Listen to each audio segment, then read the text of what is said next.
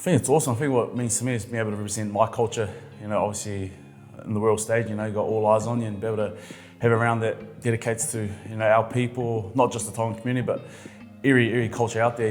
You've got so many ethnicities in every single team, and it's awesome for us to be able to embrace. It means a lot. I think every week you go out to, play and enjoy, express yourself, showing your talents on the field. But I think to have a culture around, for us, it's bigger than just the enjoyment. You're playing for your country, you're playing for your family, you're playing for your community, and whether that's Fijian, Samoan, whatever ethnicity it is, I think it's a beautiful thing.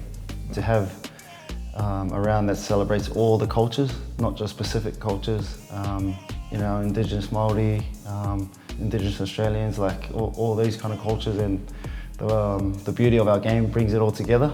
Anyone can play our game of any culture and be well represented as well. So for us, it's really special to be able to acknowledge a lot of the cultures involved in our game of rugby.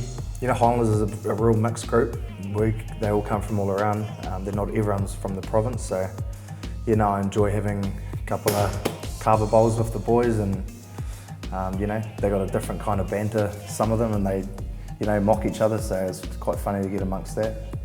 Sometimes you don't know if they're mocking you or you're laughing with them, or they're laughing at you. I've been on a bit of a cultural journey myself over the last 8 or 9 years, being involved with the Māori All Blacks and not having a lot of knowledge around my Māori side, but learning it more and more every year. So people hear culture and think of, I guess, like the Pacific nations, but it's just actually celebrating yourself, where you come from, who you are as a person.